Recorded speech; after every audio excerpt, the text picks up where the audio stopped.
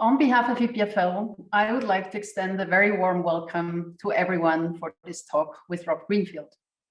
Rob Greenfield is an environmental activist and a humanitarian who lives his life according to his values, going towards a more sustainable, equal, and just world. He has been called the Robin Hood of modern times. Rob grew up in Wisconsin with his siblings. He attended Wisconsin La Crosse University, focusing on chemistry, biology, and aquatic sciences. In 2011, he relocated to San Diego and built the Greenfield group, which he later dissolved in order to found an NGO called Happy, Healthy, and Free. Let me try to give you a sense of Rob's adventure. He has done many astounding things. Among them, in 2013, he cycled across the US on his bamboo cycle, using only natural water, solar power, and producing hardly any waste. In 2014, he decided to bath only in lakes, rivers, under waterfalls, and in the rain. And more recently, in 2019, he decided to explore what it means to step outside of the industrial food system. And he forages and grows 100% of his own food for 1 year. So Rob is a living example that it is possible to live our dreams and to embark on projects we never thought possible. Clearly, the climate crisis will demand a lot of effort. And one of the key elements is to create awareness, not only awareness about the seriousness of the situation, but also of the solutions that are possible. The way Rob raises awareness is by diving into dumpsters next to supermarkets, recuperating perfectly healthy food for himself and to distribute to others. Or he's wearing his trash around New York City for 30 days. So we can't, unfortunately, all be as extreme as Rob, but being an environmental activist can also mean talking to your colleagues, to your friends, to your family, maybe asking yourself, should we re-insulate the house, put PV on the roof? Should we buy more organic, locally grown food, walk more, cycle more, and why not get rid of the car? Every little step counts towards creating the bigger impact for a more sustainable future in time. And we all know that time is short. EPFL is also stepping up and creating its own climate and sustainability action plan, including sustainable campus operations, supporting soft mobility, more energy efficient buildings, sustainable food chains, etc. At the level of education, we are trying to identify impactful ways of teaching the skill sets that students need in order to become change makers and address the huge challenges that humanity is facing today. And EPFL, as one of the leading institutes of technology, is at the cutting edge of innovative technologies, for instance, in the field of solar power, energy storage for renewable energies, or low carbon cement in order to reduce the huge impact the construction industry has. So this is the third talk in a series of campus talks on the field of sustainability and climate action. We heard Andrea Wolf on the invention of nature, Alexander von Humboldt's New World. We heard Ed Winters talk about the hidden cost of food. And today we have the great pleasure to hear Rob Greenfield on being the change that we wish to see in the world. This talk was organized by TREE, the Roundtable of Environmental Studies students, in association with Mediacom and EPFL Sustainability. And now to the talk. Rob will talk for about 40 minutes, followed by questions and answers. During his talk, you will have the opportunity to type in your questions on the Q&A bar in the Zoom on the bottom, and you can also upvote the questions that are of most interest to you. But without further ado, let me introduce Rob Greenfield, live from Florida. Rob, the floor is yours. All right. Hello, everyone. It's nice to be here with you all. Thanks for the introduction, Sylvia. Oops, I actually just realized my microphone was off to the side. So nice to see you all. Thank you for the introduction, Sylvia, and to everyone at EPFL for putting this together. I have to say that I would, and of course to Noemi, we've been in conversation for a couple of years, and it's nice to be doing this talk. I have to say it would be absolutely fantastic if we were in person, in Switzerland, you know, together, but we're here online, and we will make the best of this situation. And I know there's a lot of Zoom things that are going on out there, and so I just wanted to say that I'm grateful to all of you for taking the time to be here, to to dedicate some time to educating yourself, and to opening up this opportunity to be inspired to be the change that you wish to see in the world. And I'm sure all of you are out there doing some things already, and I want to say thank you for that. So before I get started, I want to give a little bit of a disclaimer and say that a lot of what I do is quite extreme. And the purpose of that is my work is designed to catch mainstream media's attention, to catch people's attention, and to get us to stop and think about important environmental and social issues, get us to self-reflect on our lives, in a world where there's so many messages out there and there's so much distraction. So the point is not that you have to do any of these extreme things.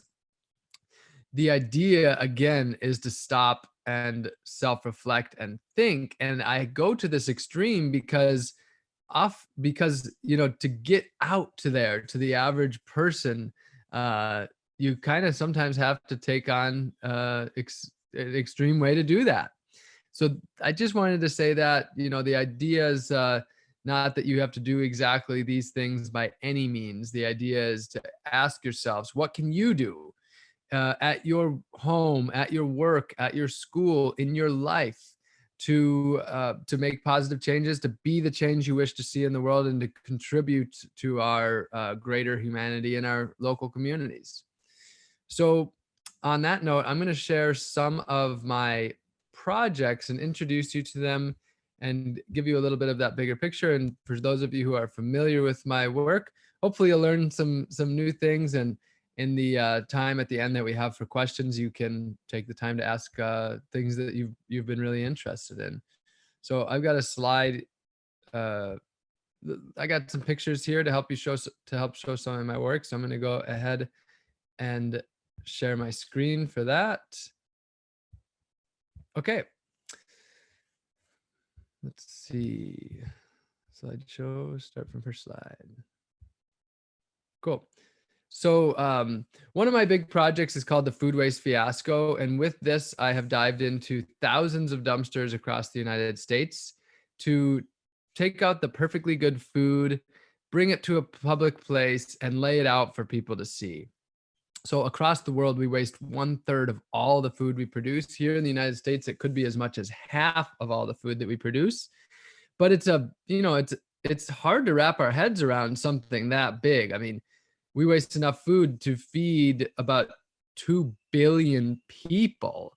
Really hard to wrap our heads around that. And so what I do with the Food Waste Fiasco is I create a visual that helps people to understand, just to see basically the tip of the iceberg, that helps them to get a glimpse and see the big picture. I can share that in the United States, we waste financially enough food that meets the budgets for all of the national parks, public libraries, the federal prisons, veterans healthcare, the FBI, and the FDA combined. But I try to create visuals that really bring people in and help them to understand. Another one of my projects was called Share My Way Home. In this project, I landed in Panama with no money, with just the clothes on my back and my passport. And I had to travel back to the United States, basically on the kindness of others and also on my own resourcefulness and critical thinking skills.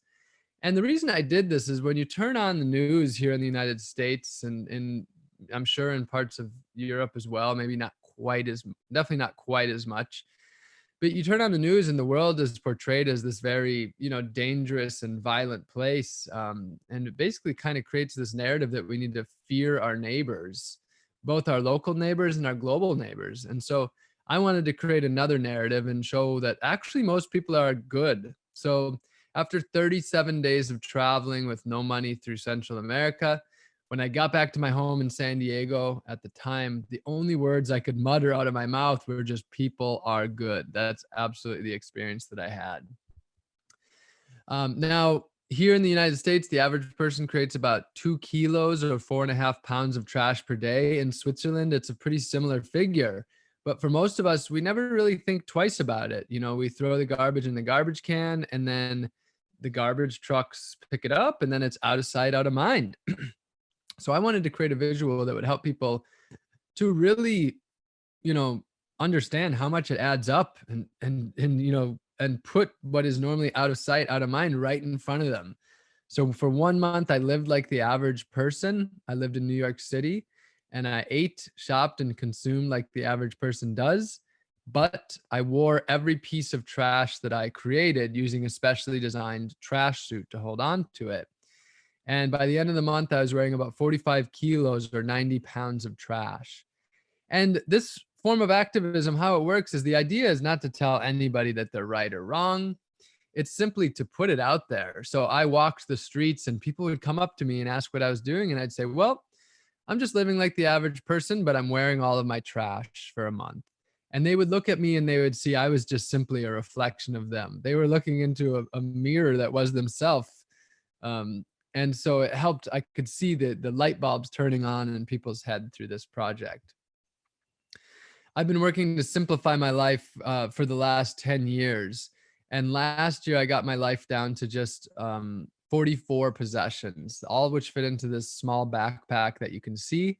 This picture was taken in southern France, about an hour and a half outside of Toulouse. This was during when the lockdown began about a year. It was about a year ago today. And, again, this is extreme, having just 44 possessions. The average Westerner has probably over 10,000 possessions. And when I say 44 possessions, that would include, every rewards card as one possession. If I had a wallet full of different cards, each card would be a possession. I got my life down to literally 44 items, including my identification, my underwear, my socks counted as one item. A pair of socks was one item though. So the idea of this is extreme, but we live in an extreme time. So we live in a time where we have so much material wealth, but at the same time, we're actually seeing health and happiness decreasing. So the idea is to ask the question, does more stuff make us happier and healthier? And my thought is that once we have our basic needs met, and then a little bit, the answer is no. If we have 10 shirts and we have that can be enough. Does having 30 or 40 shirts make us happier? And my response is no. So the idea is to get people to think about their stuff and ask the question, is the stuff ruling their lives, and is possibly downsizing, could it be a way to take back our lives so that we can live in service to the earth that really needs our help right now? These are the two tiny houses that I've lived in. The one on the top was where I lived in San Diego in 2015. And then on the one on the bottom, I built all out of secondhand materials with friends in Orlando in 2018 and lived there for about 2 years. And again, these are small. The top one's 5 square meters and the bottom one is 10 square meters or 100 square feet. Even small for myself. But for me, this is also all about exploration. I want to see what's possible. I want to take things to the extreme to see what's possible and then take people on the journey with me. House sizes in my country have doubled over the last few decades. But again, with the doubling of house sizes, we don't see a doubling of contentment or happiness. In fact, what we see is that the bigger the houses we have, the more stuff we need to fill them, and the more trapped that we get into this materialism. And then about a year and a half ago, I finished up my year-long project of growing and foraging 100% of my food. So for an entire year, no grocery stores or restaurants. Not even people couldn't even give me gifts of food. I literally had to either grow it in my own gardens or go out and forage it in the lakes and the rivers and the ocean and the woods and the prairies and harvest my food. And so yeah, as I said, the idea is that these things are extreme. My hopes tonight is not that you walk away feeling like you need to dive into every dumpster you see or live in the tiniest house or never eat anything from a grocery store again. Although if you decide to do any of those things, I fully support that. But it's really just about asking, what is it that we can do to have our actions be in alignment with our beliefs and to live in a way where our lives are uplifting humanity rather than taking from humanity, and where our lives are living in more harmony with the earth. So before I go any further, I want to rewind a little bit. I wasn't always an environmental activist. I didn't always care about these sorts of issues. This picture here is me when I was 19 years old. This is when I was first year of college. And this, if you don't know what this is called a duck bong. This is like a plastic ornamental lawn duck. And you cut a hole in the beak and you cut one of the feet off, and that fits about 5 beers into it, like a beer bong, but it's a duck bong. And I'm showing this picture because this is truly what I was passionate about. I was passionate about what I perceived as the American dream. And when I was watching movies as a teenager, as a young adult, for me, big part of the American dream was partying. And it was about nice clothes. It was about material possessions, and it was about being wealthy. You know, the dream was to be a millionaire. Here's another picture from college. Here I am. This is sophomore year, making out with a Christmas tree. So you could say that I've always been a tree hugger, but this was in a little bit of a different way. And I have a blank slide there, so you don't have to look at that, potentially embarrassing slide anymore. So I'm sharing that because I want to just give you a little perspective of where I came from. Like I said, so when I was in my teens, I grew up very low income. It was my mom and 3 siblings with no dads really involved, and my mom didn't make very much money, and so we lived, very low income. And I kind of picked up on this idea that in order to be a meaningful member of society, you couldn't really be poor. Being poor wasn't like, it wasn't cool. It wasn't like the most respected thing by any means. And from what I gathered from mainstream society, from the movies, from the news, the goal was, the American dream is to have a nice house and a shiny car and a nuclear family. And so that's what I ended up striving for. I actually made the goal in my early 20s that I wanted to be a millionaire by the time I was 30 years old. And I was very much focused on financial wealth and sort of fitting in. I also, always felt like I didn't really belong as a young person, being low income and then also growing up Jewish in a place where there's not Jewish people. And I always just wanted to belong. And I saw one of the ways of belonging was to fit into the American narrative that I was seeing, sort of the American dream. So that's where I was in my teens, and then through college. And then after university, about 2 years after university, something happened and I realized I had to totally transform my life. I realized that my life wasn't what I thought it was. That I realized that a lot of what I was doing because, corporations had huge advertising budgets and they had sold me on these ideas. And I learned I was just doing what, the mainstream narrative was telling me to do. And I learned that a lot of it was a lie. And how this happened was I simply started to watch a lot of documentaries and read a lot of books. And by doing this, I learned that almost everything that I was doing was causing destruction. The food that I was eating, the car that I was driving, the gas that I was pumping into the car, the cheap stuff that I was buying that was being made in, factories around the world where people were working in horrible conditions, the animals that were in these factory farms suffering for me to eat this food that was coming from places like Walmart and these big chain stores.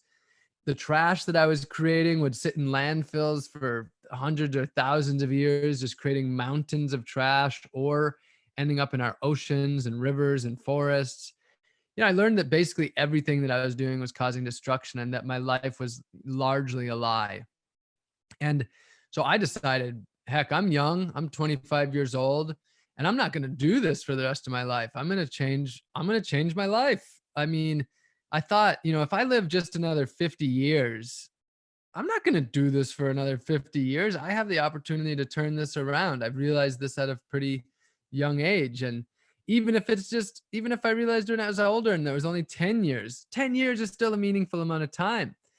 So I decided I was done with the lies and done with the delusion, and that I was going to unravel the trappings of mainstream society that I had been sucked into, the web of consumerism that I was a part of. And I decided I was going to change my life one bit at a time. And what I did is I made a long list of changes that I wanted to make, and I just set goals of making it one change at a time. And I had this concept that if I made one positive change per week, that would be 52 changes in a year. And if I did that for 2 years, we're talking about 100 plus changes. That's substantial. I mean, just imagine if you made 100 different changes in your life, even if they're small, that's quite a bit of a transformation. So that's what I set out to do in all the ways that I was interacting with the world, with people, with other species. And that's what I did, little bit by little bit. I started with small things like using reusable shopping bags, or using a reusable water bottle and not using bottled water, or getting reusable towels and ditching the paper towels and napkins. I started to ride I had a bicycle, but I got a better bicycle so that I could actually ride 5 miles or 8 kilometers away. And I started to bike a little bit more and leave the car at home a little more. I started to go to the local farmers market rather than the big box stores. I started to support local businesses and the local economy. I started to, buy first of all, I started to just buy a lot less stuff. The more that I rode my bicycle and the less I had my car, the less of a consumer I was. You can't fit a bunch of big consumer items onto a bicycle as well as you can into a car. So I looked at the things that I was putting on my body, all of the chemical, toxic ingredients, and the shampoo, the deodorant, the conditioner, the face washes, the soaps. I realized so many of these things were made from petroleum byproducts and had toxic chemicals that actually harmed my skin. And the things that I was putting in my body, I stopped drinking so much alcohol, just started to treat my body in a much better way. And the list goes on of the many changes that I made. And if you are interested in making changes, I actually documented this. If you go to robgreenfield.org/timeline, that's actually my timeline of transformation, like sort of an order of the changes that I made. And then at robgreenfield.org/100, that's actually a list of about 120 positive changes that I've made. So I have all that information there for you. And so what I found was that as I continued making more and more changes, I was becoming happier and healthier. I found that often what was good for the earth was good for myself. Like what was good for other species and good for humanity was also good for my own well-being. And so I ended up in this feedback cycle that allowed me to make more and more positive changes. And then what happened was some of the big changes that seemed impossible became easier because I found that I was basically like building the foundation of a more sustainable lifestyle. And as I built that foundation up, it became easier and easier to make the steps forward to make the big changes. After about a year and a half, I got rid of my car, and that was a big step. That was one that at the beginning I never knew was possible, but I got there because I just biked a little more, and I just continued localizing my life, and eventually was able to get rid of my car. And so after about 2 years, I decided that I wanted to not just, change my life, but I wanted to really create the possibility to help others change their life as well. I was definitely becoming the change I wish to see in the world. I still had ways to go. I considered myself, when I started, I realized I was a big hypocrite at the beginning. I was, a level 10 or a level 9 hypocrite. But after 100 changes or so, I was, maybe I was down to a level 5 or a level 4 hypocrite. So I felt like I had gotten to a point where I could start to talk about this and inspire other people, and be a leader and be a guide. And so I decided to not just lead by example, but to live it out loud and show people that another way is possible. So that's when I came to my first big environmental adventure. And that was to bike across the United States on a bicycle made out of bamboo, and to try to have no negative environmental impact. So this is the bicycle that I biked across the country. It was made out of bamboo. The main reason it was made out of bamboo is because it was very eye-catching, and I could ride up to any news station or newspaper and tell them, I'm biking across the country on a bicycle made out of bamboo with a trailer covered in solar panels. Do you want to do a story on it? And they pretty much every time would come out and say, yeah, that sounds good. And people, wherever I went, would see this bicycle and they'd ask me about it. And then I got to tell them about sustainability. So the bicycle was really a means to share a method, a method to share a message is what I meant to say. So on this trip, the idea was to try to live, sustainability to the extreme. That way I'd be practicing even more. I'd be living by example, and I could be taking people along on this journey so they could be inspired as well.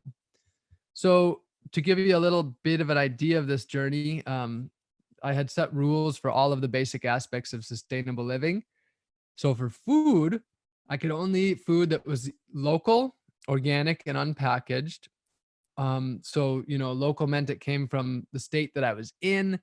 Organic didn't mean it had to be labeled, but I found out the practices. If I stopped by a roadside farm, this was a little roadside food stand, and I got some grapefruit, some oranges, and some eggs and some jam. Actually, I don't remember getting the jam, but I see it sitting next to the eggs, so I'm assuming I got some jam. This was 8 years ago. And of course, the little spoons you see next to sitting the jam, I obviously wouldn't have used. I carried a reusable spoon, or I just used my hands if I didn't have my spoon with me. Now, I made one exception to this, and that was that I could eat food that was going to waste, because if it's already going to waste, it's actually a very environmentally friendly way to eat food that would have otherwise been wasted, because it means no virgin resources have to be used. So that meant dumpster diving. And the first time I ever went dumpster diving, I was nervous, like what would people think about me? And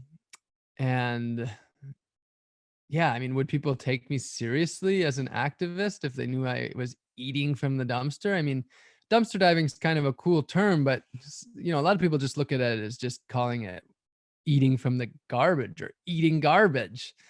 And so I worried about that.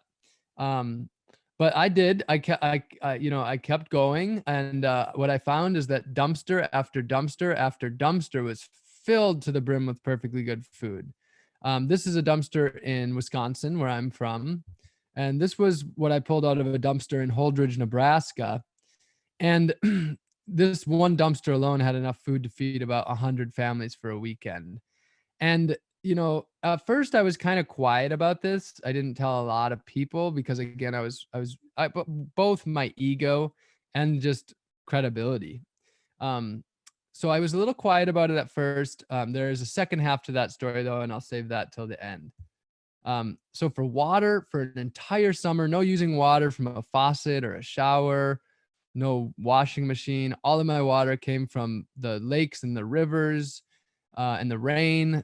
As I crossed the country, I had a little water purifier, and this is me purifying water in, I think this was called the Little Colorado River, I believe, like at the border of Utah and Colorado, potentially. And then the exception was I could also use water going to waste. So here I am filling my water bottle from a fire hydrant in the Bronx of New York, for example. And then for energy, I couldn't use any energy that was made by fossil fuels, any energy that came from the grid. The only energy I could use came from the solar panels. Well, we're talking electrical energy. Of course, energy exists in so many ways. When we move our body, that is a transfer of energy. But as far as electricity goes, the electricity that I used had to be generated by the little solar panels that I carried. So for an entire summer, no plugging into an outlet, no using a fan. If I wanted to walk into a grocery store that only had automatic doors, I'd have to wait for someone else to walk through those and then hop in behind them so I didn't trigger the doors. The rule was I had to carry every piece of garbage that I created across the country. And by doing so, it made it very inconvenient to make trash. Because imagine if you had a candy bar today and you would have to carry that wrapper everywhere you go for the next 104 days. You'd probably think twice about eating that candy bar.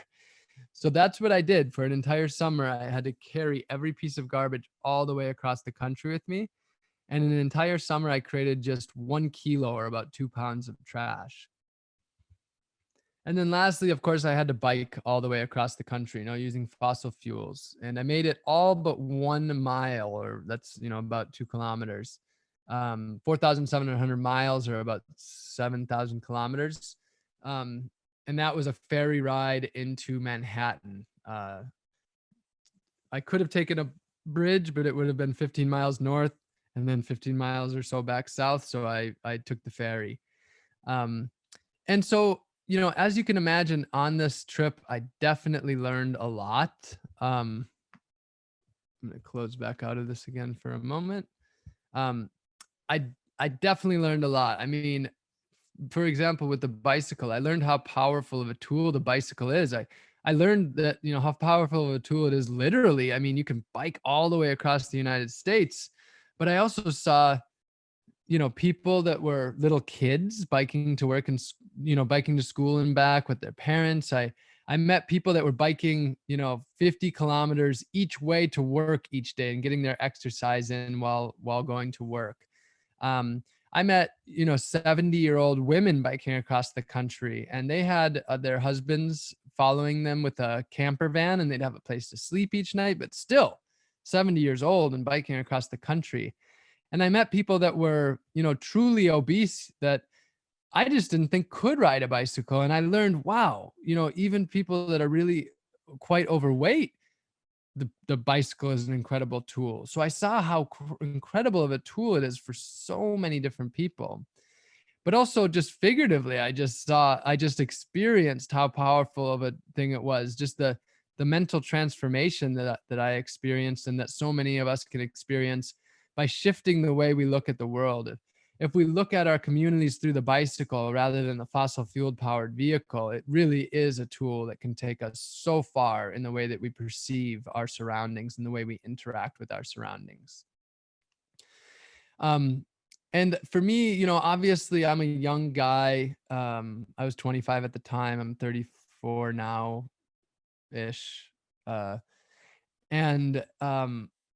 Not everybody can bike across the country. Not everybody can do these things. But what I really learned was so many ways in which sustainability is applicable to all of us, each in our own different scenarios and using things in different ways.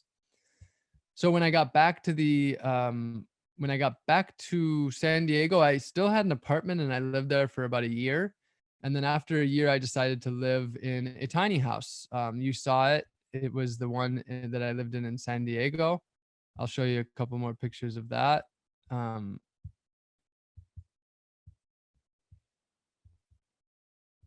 So this is the tiny house that, oops, I'm going to scroll through.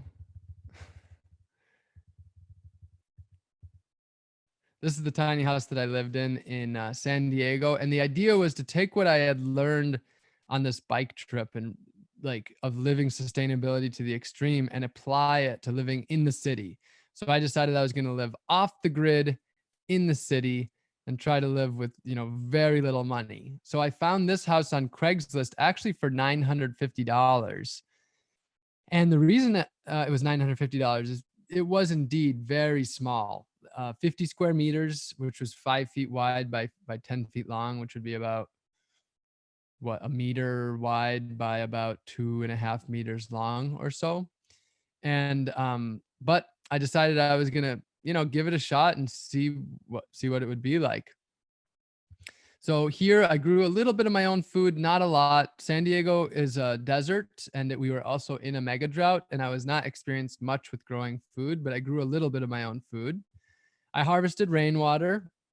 Um, and so all of the water I used came from rain in a desert, in a mega drought.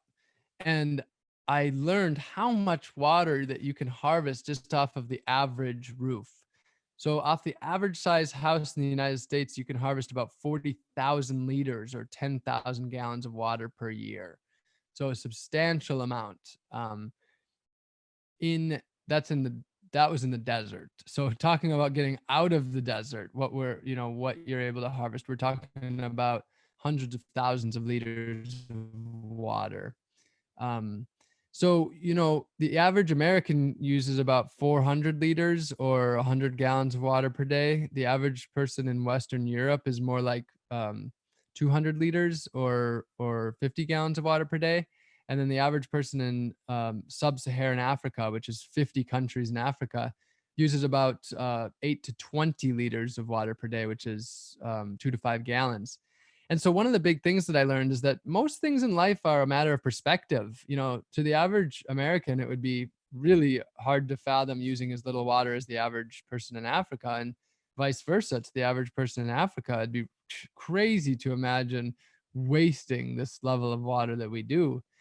And that was a big lesson for me, is learning that everything in life is a matter of perspective. And when you change your perspective, you can really change the world around you. And normal, the idea of normal really in itself is only perspective. There is no such thing as normal. Normal is just seeing the same thing day after day, week after week, year after year, done by many or more, people around you. It doesn't matter really how absurd something is. If almost everybody is doing it, and it's being done all around you all the time, things become, start to feel quite normal. And so what I realized though is that normalcy in many of scenarios is actually, it's an illusion. It's a delusion. And so once I realized that, that was one of the big things that set me free to be able to really try to live the life that I was attempting to live. So at the tiny house, I used a system called gray water. So gray water is just the water that's been used, for example, for showering, for washing your hands, for washing dishes, just using that water again to grow food with, or to water plants. So under my sink, I'd have a bucket. That water would collect under the sink, and then I would just dump that. I would just use that to then water my garden and grow food with. And so all of the electricity that I used at the tiny house was from these small solar panels. I was living off the grid there. And, another big thing that I've learned is that, sustainability and is a spectrum. So some people look at sustainable living and they see it as having a Tesla electric car and huge solar panels on the roof. But the reality is that form of sustainable living is really only accessible to the top few percentage of the wealthiest people in the world. That's me. That's probably you if you're here right now. Maybe not all of us, but by being in Switzerland or by being in the United States, even when we are lower income than the people around us, we are generally still the wealthiest people on earth. And what I've learned is that our perspective of sustainable living is really skewed. For the most part, it's not sustainable at all. It's not what is accessible to the 7 billion. What really is, the more sustainable option generally is less. It's needing less. It's being happy with what we have. It's being grateful. It's learning to work with the earth and the basic resources that are provided. It's not, having numerous electric vehicles or having a really big house for a few people to live in, even if it's just super energy efficient. It's generally asking, do I really need this? Do I really, or do I just want this? and it's generally, less is generally the answer in these privileged societies that we're a part of. So at the tiny house, this is the amount of trash that I would generally create in a month. Right now, I definitely create more trash than that, but still substantially less than the average American. Okay, so I wanted to, share a little thing. I mentioned at the beginning of being here with you tonight that when I first started dumpster diving, I was very, apprehensive about telling people that I was dumpster diving. What would people think? And would it hurt my credibility? And there was actually somebody that was back home who I was very much in love with at the time. And she told me not to tell anyone I was dumpster diving. We weren't actually together, but I was very much interested in her. And a year later, this picture is from about a year later. Or no, this picture's from later, but a year later, her and I ended up being partners, and we ended up being partners for about 4 years. So this is proof that you can eat the trash and have the girl too. And really the big lesson for me, one of the absolute biggest lessons that I've learned over the years is really to stop worrying what people think about you so much. I thought about it and I realized if you just spend 1 hour each day gelling your hair, doing your makeup, changing your clothes, buying clothes that you think will impress other people, buying items that will impress other people, just thinking, pondering, what are people thinking? If you just spend 1 hour per day doing this, that's 3 years of your life. And if you take into account sleeping, it's 5 years of your waking life. So imagine what you could do with that time. Imagine that freedom that you would have if you stopped doing that. And what I realized is that I was often looking at my life through the lens of what other people would think. And I decided I was going to look at life through the lens of, is this beneficial to the earth?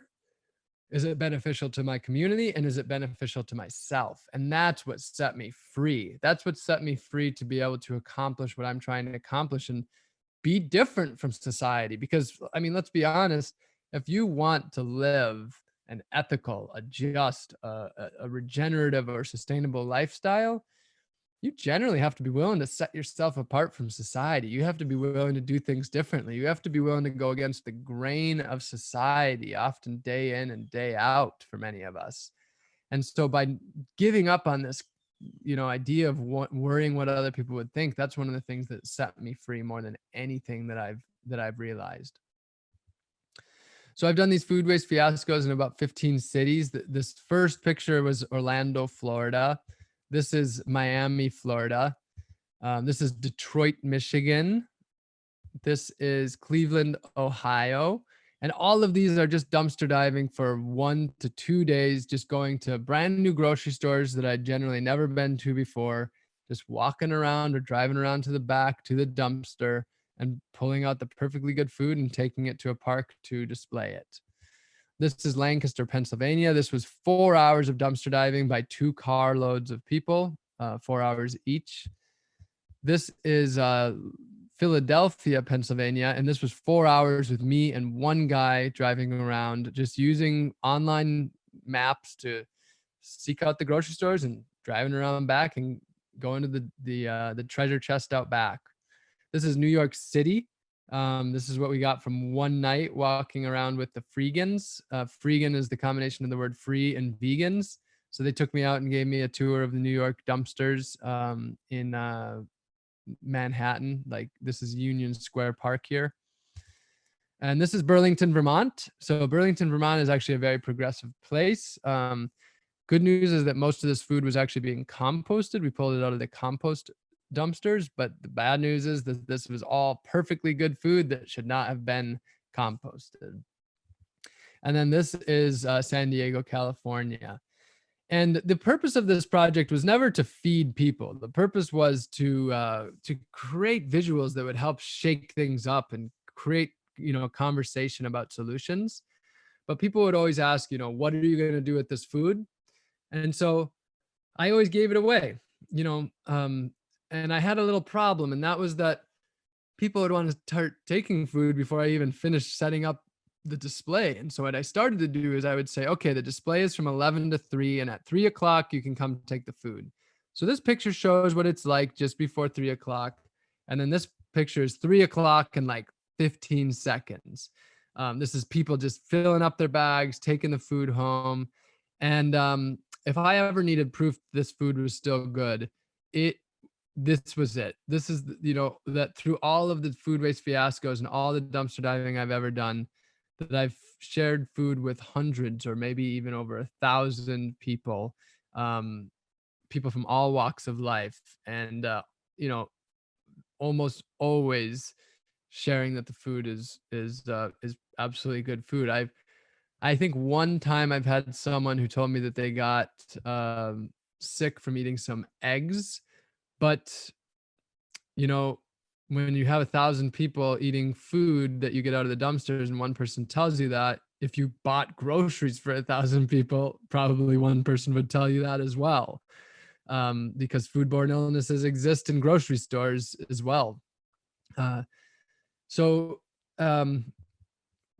just going to share one more thing in closing and then open it up for questions. And people, one of the big things that people often ask me is they basically say, well, I guess what's the point? I mean, we live in these very daunting times, and we're each just 1 in 7 billion. Like, can you really do enough that it matters? Like, can you really make a difference as just 1 in 7 billion? And a big moment for me was it was the last day of the month of wearing all of my trash, and I was sitting in Union Square Park, and I was thinking to myself, imagine this is how much trash one person creates in a month. Now imagine a year. Now imagine 10 years, and now imagine a lifetime. In one lifetime, you can create a small mountain worth of trash to leave behind for future generations, or no mountain of trash at all. That to me is proof that our actions really do matter and really do add up. And that's just one of the ways that we're interacting with the world. Now think about all the ways that we're interacting with the world. So I think, people still, okay, so I think what it comes down to is that still, even with that being the case, no, my actions are not enough to change the world. Your actions are not enough to change the world. Even if all of us on this call did everything we could, it's still not enough to change the world. But that's not my mission. My mission isn't to change the world. I simply believe that life matters. I believe your life matters, that my life matters, the life of all species on this earth matters. And I believe that I can live in a way that improves quality of life rather than takes from it. And that I can uplift others through my actions. So I know that by, reducing my waste, I'm not going to end all of the trash in the ocean. But I think that I know that by coming together with my community, that we can clean up our lake or our river, and it can be a beautiful place for ourselves and our community to enjoy and the other species that are there. And I know I can't solve world hunger, but I can grow a garden and share the food with an elderly neighbor that hasn't had fresh food from the garden in years. And that might not change the whole world, but it could change their world. And that's meaningful. And that honestly, that's plenty enough of a reason for me to keep on going. So my hopes is that, tonight you don't feel overwhelmed. There's a lot to be overwhelmed about, but instead you feel empowered. You have thought about what you can do to be the change you wish to see in the world. And what I'd love to do is give you a little bit of homework, and that is to write down one positive change that you are excited to make. And then put that up somewhere where you're going to see it every day, and make that change. And then when you've made that one, make another one. And when you've made that one, make another one. And when you've made that one, make another one, until you become the change that you wish to see in the world. One amazing thing you can do, EPFL put out people, they already sent seeds to people, and they're also still offering seeds to people if you want to start growing some of your own food. This slide has the email. It's seeds.greenfield@gmail.com. Maybe I should change my first name to Seeds, or I guess maybe that's what that's saying. and you can get some seeds to start growing some of your own food. That's one of the most beautiful things that you can do. So I really want to thank you for being here. And for me, now is my favorite part, which is that we actually get to connect together and answer questions. And I just want to say that there's no question that's off the table for asking. If there is, something that I don't know, I'm going to say I don't know. Or, occasionally someone will ask a question and I say that I'm not going to answer that right now, but don't be shy. Ask any question. And my life is my message. I want to say that, for some people, there's a lot of personal questions that you wouldn't ask, but my life is my message. And I'm focused on all of the ways that we can change our lives to live, equitable, just, regenerative lives. So whether it's finances or relationships or romance or, using a compost toilet or whatever it is, I'm open to any questions and excited to hear what you're all interested in learning about. So yeah, let's hear them. Okay, thank you so much for sharing your adventures and the insight. I just realized how powerful it is to see the pictures of the food waste, because when we hear 30% of food waste, it's like this abstract number, and then you actually see it and you can see how you can distribute it and how it's still eatable. It's very powerful. Thank you so much for that. We have already 2 questions. The first one from Reda. And it says, you are nicely highlighting the nonsense of our Western societies built on material accumulation, addictions, and bulimia. A number of definitions need to change, among which the definition of success and progress. How do you think we can change the narratives around these words? Can you share those words again? That one, I got caught off guard. That one was a little long. Okay, I think if you look at the Q&A, you can actually see them yourself on the bottom. Q&A, and this is the first question. Yep. Can you see it? Yes. Okay. I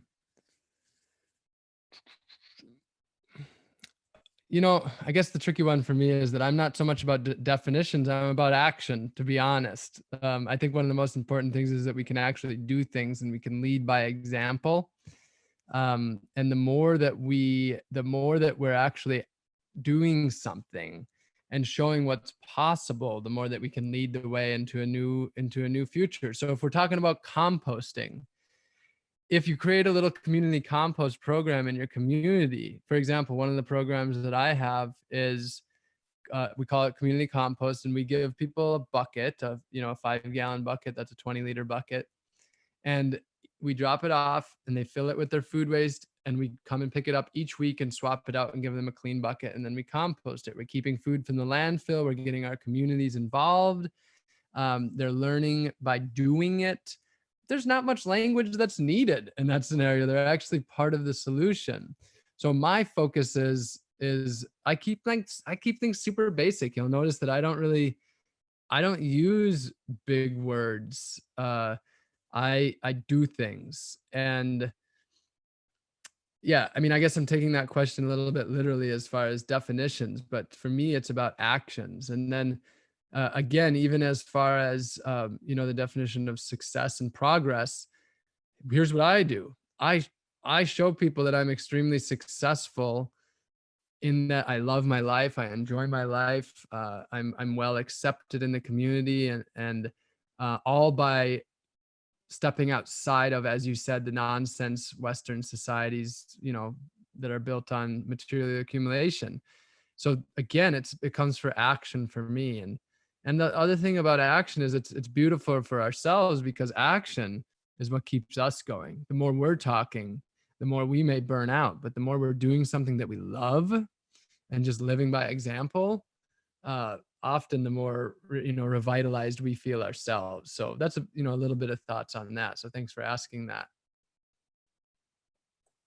Okay, we have the next question that was upvoted, and it says, we are always talking about consuming in a greener way, but isn't it simpler to consume less? And how do you make others understand that consuming less does not mean living a lesser life, but can fully equate to more? Yes, so absolutely. Consuming less is the answer, and even getting away from the idea of consumption altogether. When I eat food, I'm not consuming food, I'm taking part in the cycle of life that creates us. When I make an item myself from wood that I harvest, I'm not consuming that wood. I'm transforming it. I'm a part of that forest for that period of time. And when that item is no longer needed as it is wood that will return to that forest. So stepping outside of the idea of consumption altogether as individuals and as societies is to take it a step further.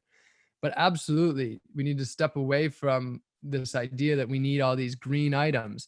We live in a time where I would say maybe potentially a majority of the environmental messages that we come across on a daily basis are either greenwashing or not well thought out, or are designed as viral campaigns and are not, fully accurate. We live in a time where, to be honest, I would say largely the environmental movement is misinformed and misguided.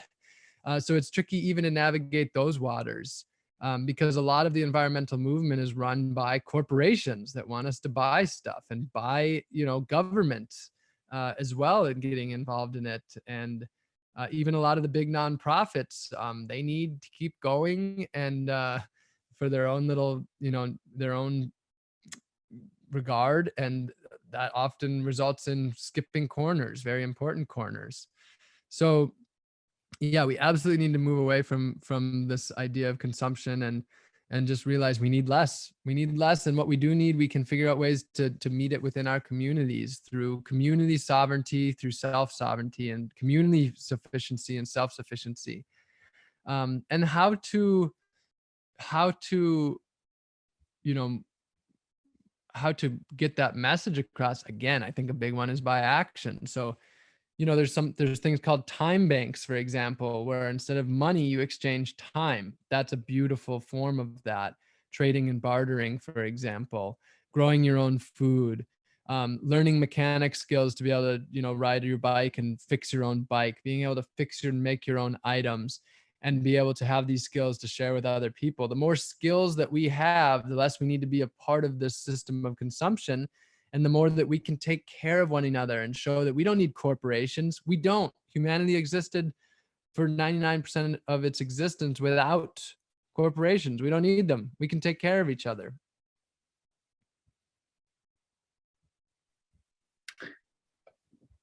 There is the next question that has two components. The first one is, how did you decide on the 44 items? And then the next one focuses on energy transition. I let you read the second one. Maybe I was actually watching your video on your website on how you arrived at these 44 items, which beautifully illustrates all the progress you have made. And I can recommend that to everybody who is particularly interested in that question. So over to you, Rob, for those two questions. Yeah, the way that I decide the items that I have is that they have to basically be useful to me. They have to help me accomplish the tasks that I'm trying to accomplish in life. So, one of my most useful items is a backpack. It helps me carry my stuff around. A tent. I have a place to sleep, a sleeping bag and a sleeping mat, a knife, all of these very useful items, a pot that I can use both for cooking wherever I am, whether it's indoors or outdoors, and it has a lid that I can use it as a to-go container for restaurants or to carry food with me. So it really comes down to items that are useful and purposeful. That's really what it's all about. I purchase quality items that are going to last, things that aren't going to break as much as possible. Ideally, I like to have items that are multi-purposed. So one item serves the function of 5 items. So multi-function, multi-purpose would be another thing.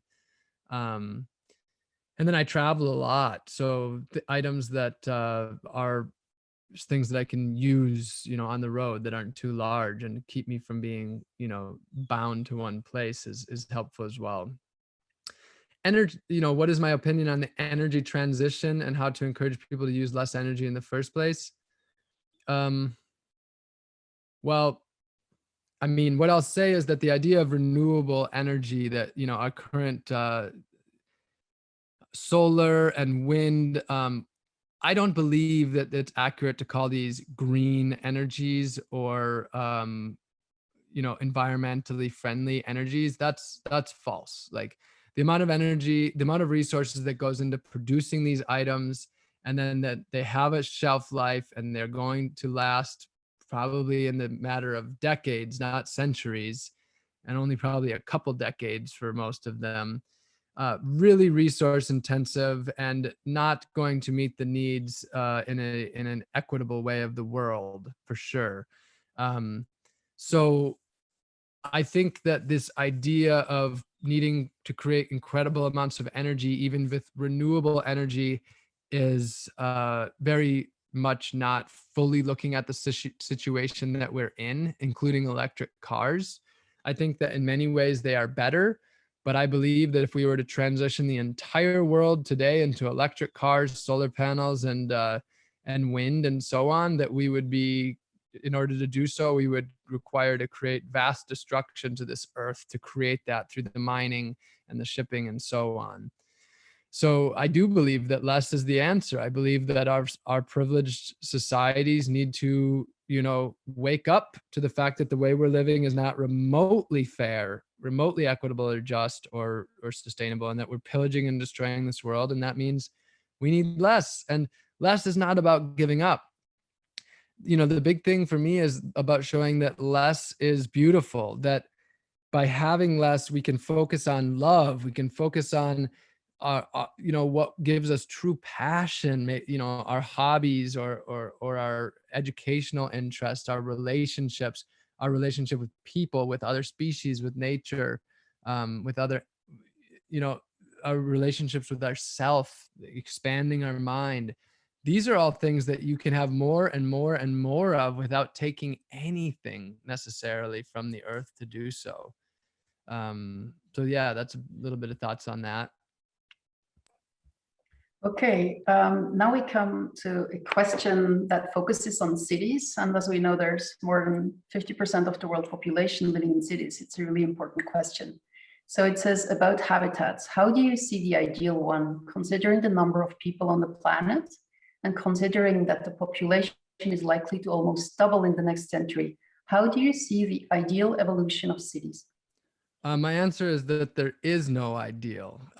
We are looking at a situation that what we are attempting to do is, in my mind, is short-sighted and delusional. I mean, the cities are not set up in order to be able to regeneratively or sustainably exist on this earth, and they will not become that. That I would say with a high level of certainty, that they require the pillaging of resources from other areas that we deem less important, that of course are occupied by other species and other people, other members of humanity. And that's what will continue to happen even as we make these green cities. We will continue to hide the truth behind our actions by living far away from it, where we don't have to see it, and we can have, this belief that it's not actually happening, for our food, for our water, for our energy, for our waste, for our everything. So, and as far as any idea that we'll be able to double the, population on this earth without, major catastrophes, I highly doubt it. I think that my answer is that I think hard times are ahead for humanity. I think that the hard times we're seeing today are nothing compared to what we may experience, whether it's in our lifetime or it's in the, the generations ahead. I don't know, but it's in what would be considered a blink of an eye in the total lifespan of humanity, when that will come. That's just the basic, most likely common sense of just looking at the lifespan of any species that are on this earth. Now, it's possible that won't happen. But if you look at the existence of the entire time humanity's been here and the existence of this earth, that is the likely scenario that would take place.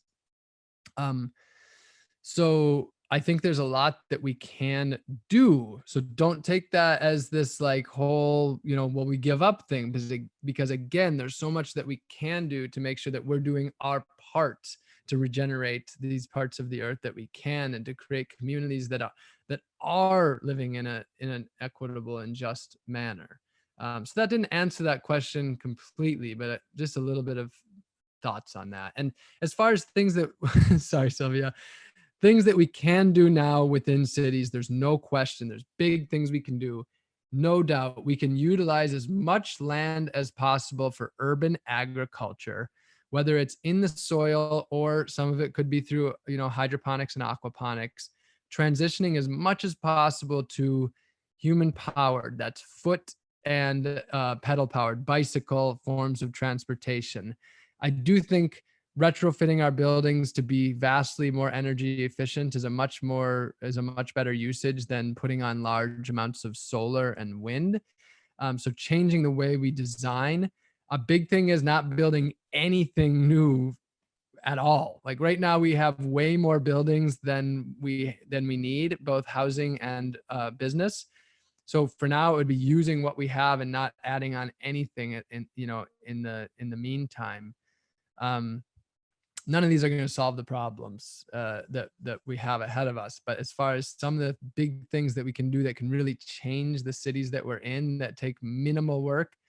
Another big one would be composting all food waste to build soil to grow food, which sequesters an incredible amount of carbon and methane.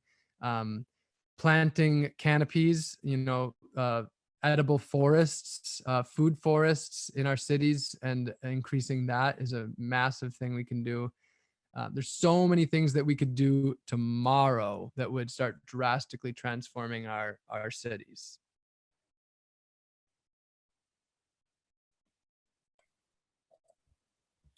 Okay, you could see I was very impatient to hear your answer to the next question, which is actually, what are your current projects and what are your plans for the near future?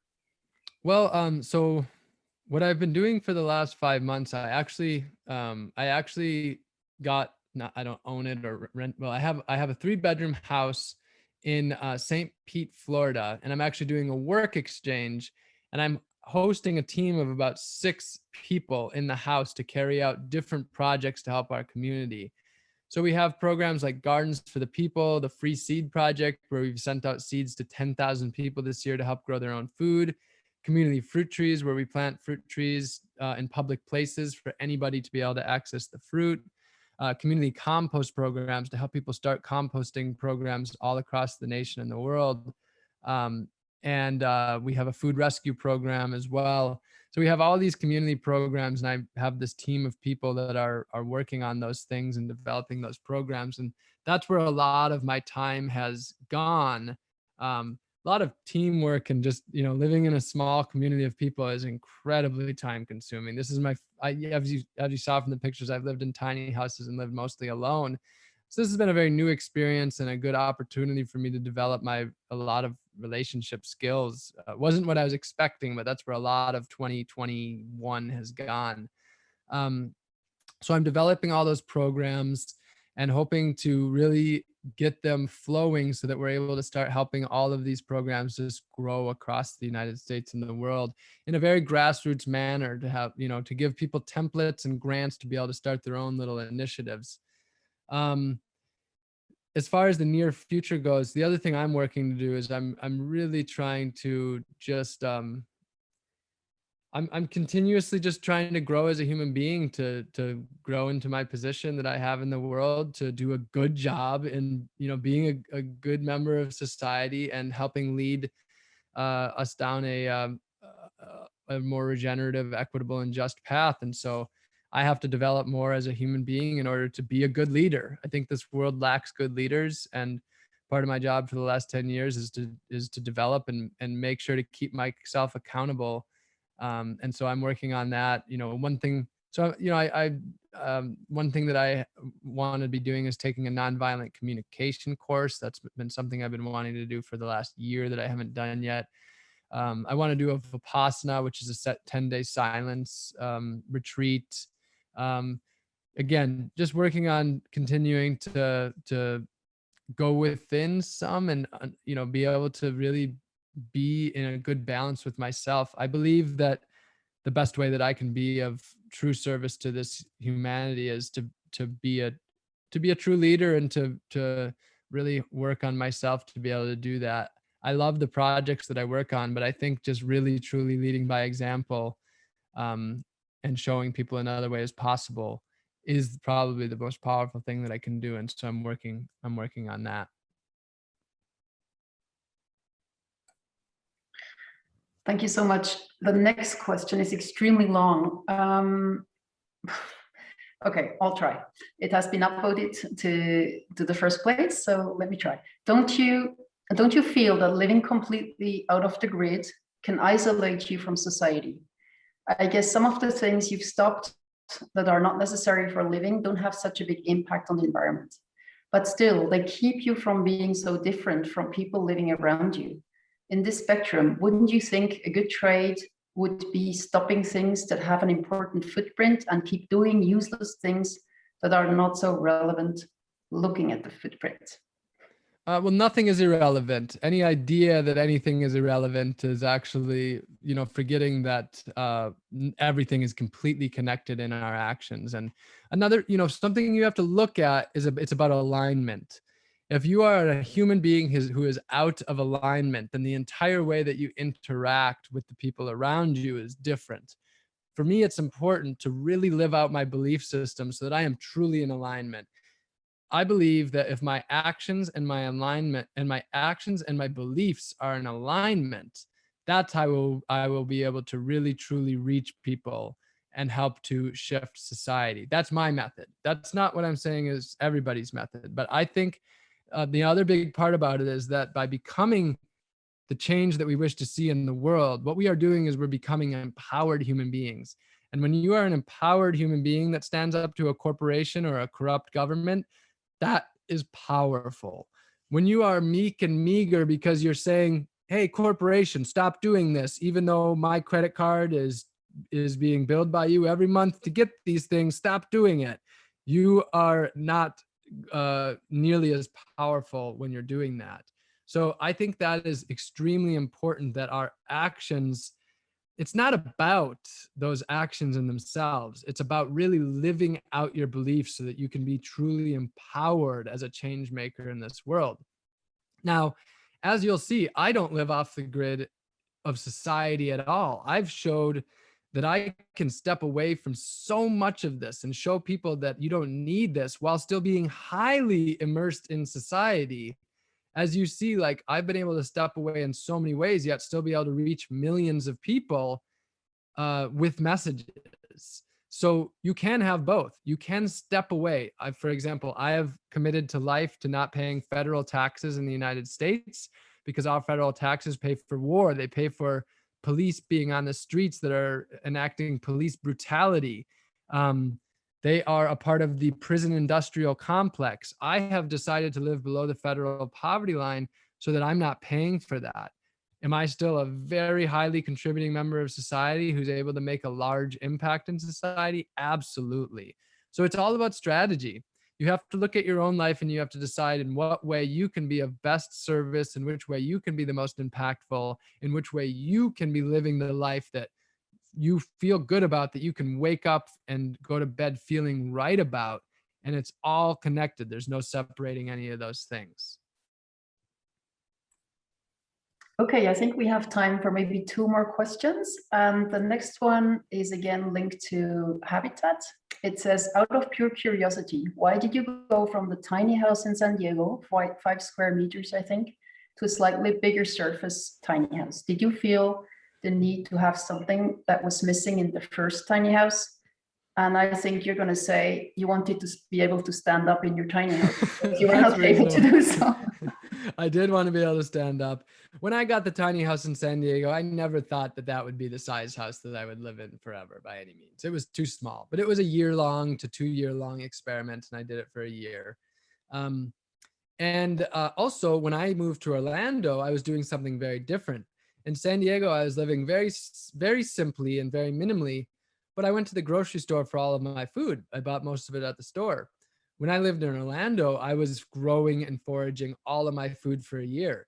So basically what my 10 square meter house was, is it was a place to store my food. I had a lot of food to store because I didn't have a grocery store anymore. I was practicing a deeper level of self-sufficiency. And so that requires ultimately more space generally, unless you're like a nomad hunter or something of that sort. But as far as living in one spot and having a garden, you're going to need more space than that, most likely. So that was a really big part of it. And then originally when I designed that house, I did have a partner and we were going to be planning on living in it together. Before I actually built it, we split. We decided not to be in a romantic relationship, instead just a friendship relationship. So originally I designed it to be bigger for that as well. But still, with that being said, if I build another tiny house, it'll probably be bigger than 10 square meters. I would say that for me, a more like a lifetime-ish size house could be maybe, let's see, that would be about 300-ish square feet, which would be 30 square meters potentially. And that of course would have room to host other people as well. But yeah, when you're living a really sort of living off the land sort of lifestyle, it's helpful to have different items to be able to do that. And so that's why I never say that to anyone, that the idea is that for anyone to own as few possessions as I did, by any means. But most all of us have way more than we need, and we'd be happier probably with less.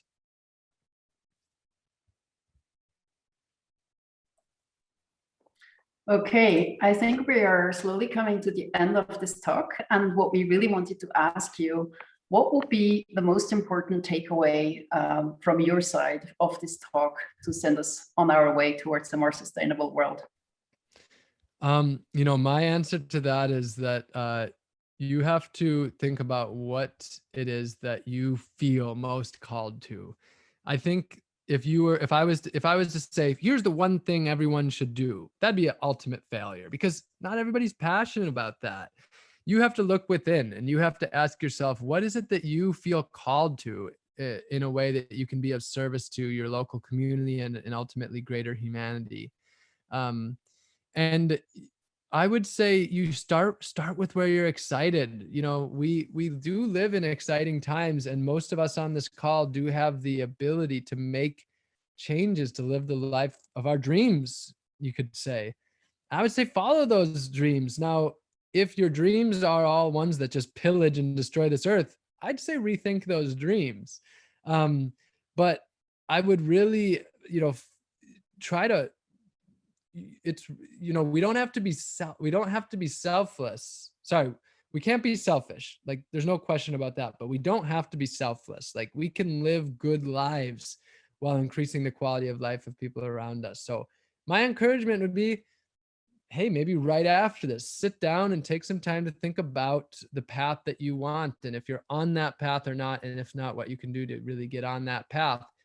And we're talking about big picture, but start small. Remember, I didn't get to where I am by jumping, over some wall and then being there overnight. I got where I am by making changes day after day, week after week, and for multiple years. So do what you're excited about, start there, and let things grow.